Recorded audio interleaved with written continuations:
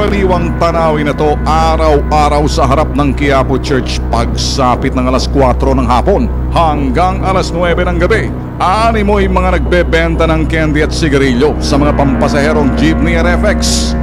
Pagmasdan ang mga kilos at galaw ng mga mokong may hawak pang mga candy bag o nilalagyan ng mga candy at sigarilyo. Walang pinipili, walang pinalalampas. Kapansin-pansin ng mga kulokoy na to kung ikay napapadaan sa kahabaan ng Quezon Boulevard sa Quiapo. Pinaimbestigahan sa bitag ng mga nagrereklamong tsoper at jeepney at FX na bumabiyahe at dumadaan sa harap ng Quiapo Church. Sangkaterbang tips at reklamo sa pamamagitan ng text messages ang natatanggap ng bitag tungkol sa garapalang pangungotong na mga mukhang maton na kalalakihan sa mga pampasaherong jeepney at FX na dumadaan mismo sa harap ng Quiapo Church. Si Mang Elpidio, isang jeepney driver na bumabiyahe sa rutang Quiapo-Pasig, ang nagsumbong sa tanggapan ng bitag. Tapos nagdadala sila ng plastic, ng lalagyan ng video, kundi parang sigarilyo na. Kunyari, sigarilyo lang. Nangihingi sila ng bawat piso, yan piso-piso, 5, 10. Hindi daw nagbebenta ng candy at sigarilyo ang mga kalalakihan sa harap ng Quiapo. Bagkus, nangongotong sa kanila ng piso hanggang 10 piso sa lahat ng mga pampasaherong sasakyan at dumadaan sa harap ng Quiapo Church. Obligado daw magbayad ng barya mga driver bilang proteksyon. Obligado ka dahil gaya ng sinabi ko, sir, para sa protection daw. Kung protection ng pag-uusapan, saka kung hindi ka pwedeng magmatigas kapag nagmatigas ka, baka pag iniisip namin, baka beltahan kami o hindi na ipabiyahin, hanapin kami ng butas. Dagdag pa ni Mang Elpidio, kung hindi ka daw magbibigay ng piso, kung ikay dadaan sa harap nila, pag-iinitan ka na ng mga nakaposteng MMDA maging mga traffic police na nagbabantay ng trapiko sa harap ng simbahan ng Quiapo. Gusto kong klaruhin kung anong protection na yung sinasabi na protection daw para sa police. Halimbawa, kapag kami nahuli, kaya daw kaming protection na nung police na sabi nung nangihingi, protection daw namin para sa police. Si Villegas ang Villegas ang tinatawag ng Villegas siya si Pascual.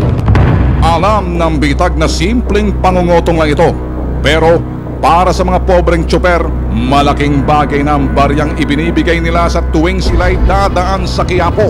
4 ng Mayo, unang isinagawa ng bitag investigative team ang surveillance sa mga umano'y nangongotong sa Quiapo.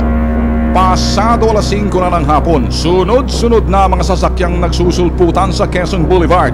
Nakapwesto ng dalawang ito. Pagmasdan ang kanilang estilo, inilalapit lang ang kanilang mga kamay sa mga tsuper ng jeepney maging sa mga FX. Presto!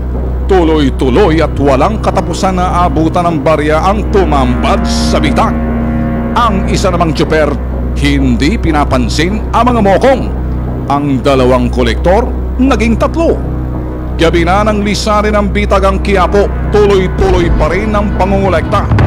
Itinimbre rin sa bitag na mga nagrereklamong tsoper sa Quiapo na may mga traffic police ang kumukuha ng proteksyon at iniipon ng 3 kalalakihang aming sinusurveillance. Kinabukasan, muling binalikan ng mga bitag undercover ang Quiapo. Positibo pa rin ang mga candy boys kuno. Sa pagkakataong ito, nadiskubre pa ng bitag ang ikinakabit na sticker sa bawat pangpasaherong jeep na dumadaan sa harap ng Quiapo. Tinutukan din ng bitag ang umano'y may patong na pulis na si SPO3 Villegas. Maswerte naman, nakaligtas ito sa aming ginagawang surveillance. Mabilis nitong nakuha ang koleksyon ng 3 mokong na aming minamanmanan. Sa pag-iimbestiga pa ng bitag, napagalaman namin ng marker o palatandaan ng sticker na ikinakabit sa harapan ng jeep kung sino ang nakapagbayad ng 5 piso bilang proteksyon sa mga traffic police ng Quiapo. Hindi kita kaya 5 piso yan. Sa ulit na babayad dun sa mga kolektor na. Pag hindi ka nagbayad dyan, papahuli ka. Ang iba namang tsuper na aming tinanong sa takot na mapag-initan, hindi daw nila alam ang tungkol sa sticker. Kung sino yung nagkakabit ng mga sticker na to? Sa isang driver. Sa mga as a driver, Ngayon lang kasi kung lumabas. ay lumabas. Nahingan pa kayo ng kotong dyan sa harap ng Quiapo? Ewan ko lang. Napakaraming pampasaherong jeep at FX na dumadaan sa harap ng Quiapo araw-araw. Maaring barya lang sa iba ang piso hanggang 5 piso. Pero kung susumahin sa mahigit na 5 oras na pangungutong ng mga candy boys, libo rin ang kinikita ng mga ito na napupunta daw sa mga traffic police na nakadestino sa harap ng Quiapo. Panawagan ang bitag sa lahat ng tsuper na dumadaan sa harap ng Quiapo. Hindi nyo obligasyon na magbigay ng proteksyon sa mga candy boys kung wala naman kayong traffic violation. Huwag ninyong hayaan dumami pang makakapal ang mukha na walang ibang alam gawin kundi mangotong. Malinaw na racket ito ng ilang mapagsamantala sa kanilang posisyon. Babala ng bitag sa mga traffic police, maging sa mga MMDA na nakadestino dyan sa Quezon Boulevard sa Quiapo. Huwag niyong gawing negosyo ang pangungulekta sa mga pobreng tsuper na nagpapakapagod sa maghapong pamamasada. Alam ng bitag ang inyong estilo. Sige, ituloy niyo pa. May patibong na kaming nakahanda para sa inyo. Sino sa inyo ang gustong mauna?